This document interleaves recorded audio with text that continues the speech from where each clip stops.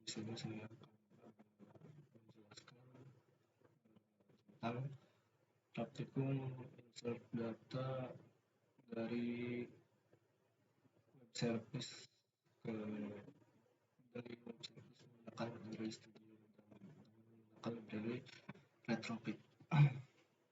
Yang pertama, di sini saya memiliki root yang akan saya gunakan untuk menggunakan data mahasiswa. Di sini rootnya yang akan mengarah ke mahasiswa install dengan terus ke function start diarahkan ke di mahasiswa control. Yang pertama, di sini saya melakukan validasi biasa yang fungsinya ya bahwa setiap form atau setiap input required atau diisi wajib diisi. Kemudian setelah validasi selesai, di sini ada pengecekan lagi yaitu karena NIM-nya tidak boleh sama setiap satu mahasiswa dengan yang lainnya, maka di sini kita akan mengecek dulu ke tabel mahasiswa di mana kolom NIM jika sama dengan request NIM yang dimasukkan oleh user, kita akan hitung jika lebih dari satu, maka kita akan mengirimkan respon bahwa NIM sudah tersedia. Kemudian jika NIM-nya tidak atau berbeda, maka kita akan melakukan insert data ke setiap kolom di database sesuai dengan input yang diisikan oleh user. Di sini kita akan coba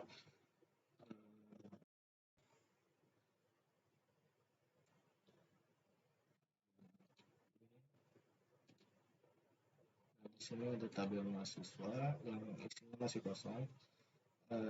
Di sini saya akan menggunakan postman pesan pertama, di mana setiap key di sini adalah kolom di database dan value-nya seperti ini. Lalu kita klik send, kirim, maka data berhasil tambahkan. Kemudian kita cek apakah datanya masuk atau tidak.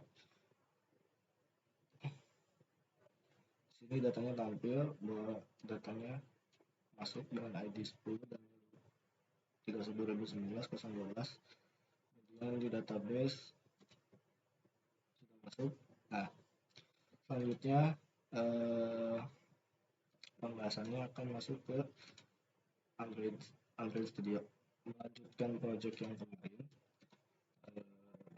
Di sini saya menambahkan satu activity, yaitu bernama tambah activity yang layoutnya itu seperti ini. Layout atau tampilan dari form tambahnya itu seperti ini. Nah, kemudian bagian pentingnya pertama ada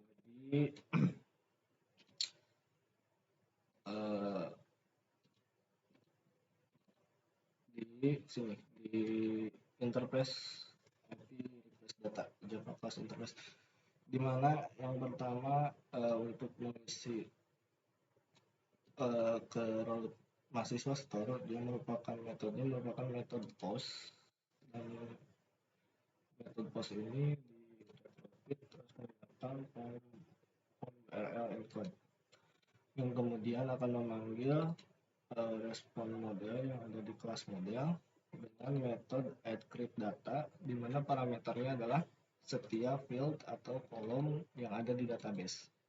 Di sini kolomnya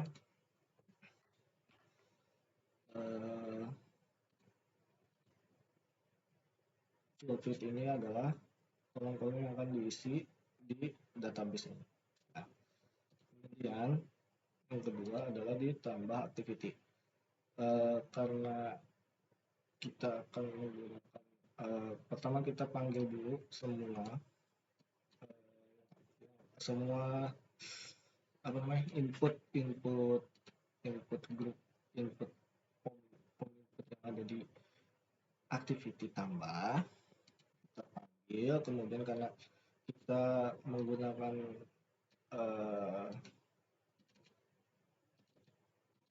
nama tanggal gitu. Kita pakai date picker dialog dengan, kemudian kita panggil juga simple date format, terus juga kita menggunakan spinner dan juga radio group.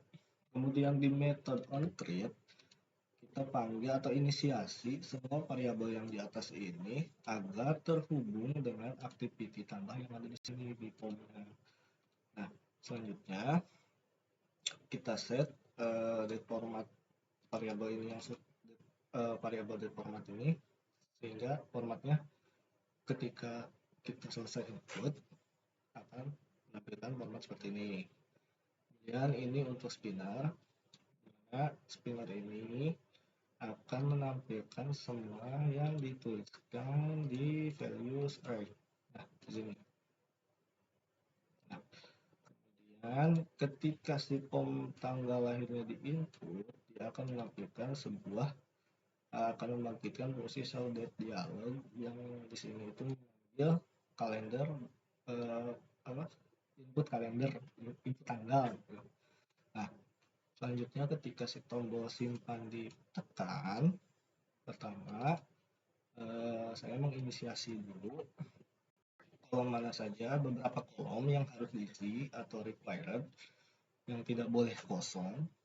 Kemudian setelah validasinya selesai, dia akan membangkitkan fungsi request simpan data. Request simpan data inilah yang akan menyimpan semua input kita dan dimasukkan ke dalam database. Nah, sama di sini karena kita memakai radio button. Nah, si radio gender itu radio group ini dari sini variabel ini kita ambil ketika si radio grupnya ada yang ditekan, maka kita ambil ID pada radio button tersebut, sehingga yang dipilih yang ditekan itulah yang dipilih kurang lebihnya. Kemudian yang dipilih itu kita rubah ke dalam bentuk string sama seperti yang jurusan, tetapi ketika yang spinner atau yang jurusan ini kita akan memasukkan ke database dalam bentuk integer. Nah, kita cek dulu ketika sejurusan ini ditekan dan memilih teknik komputer, maka kode jurusannya atau yang akan diinputkannya adalah 1. Sama juga dengan yang bawah, ketika ditekan teknik sipil maka akan masuknya inputnya adalah 2, seperti itu dan seterusnya. Nah, kemudian fungsi yang ini diambil dari retrofit server pertama ini, kita ambil koneksinya, lalu kita ambil ini yang ada di decrypt data itu yang ada di interface-nya sini. Nah, yang ada di API request data ini. Selanjutnya value parameternya adalah parameter yang sudah kita set sebelumnya di atas ini, seperti nama, name, jurusan, gender, dan lain-lain.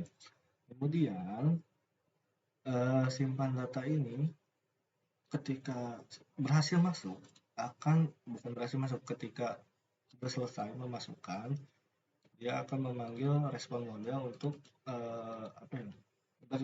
untuk notifikasi di mana saya mengset ini kan tadi.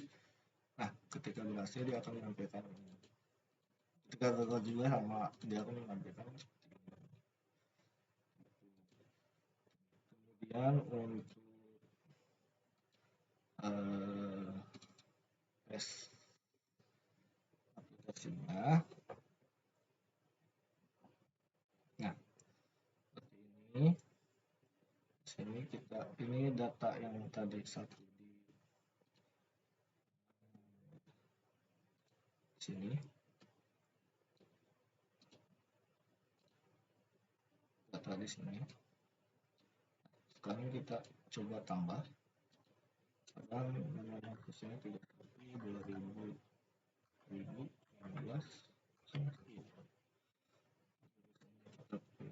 sini misalkan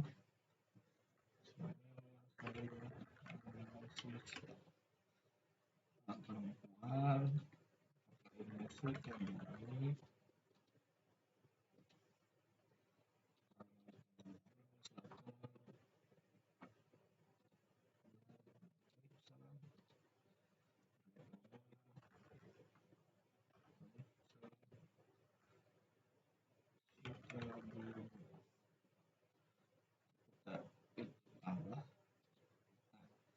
Datanya akan langsung masuk ke database. Baik, mungkin untuk praktikum kali ini sampai di situ. Terima kasih. Assalamualaikum warahmatullahi wabarakatuh.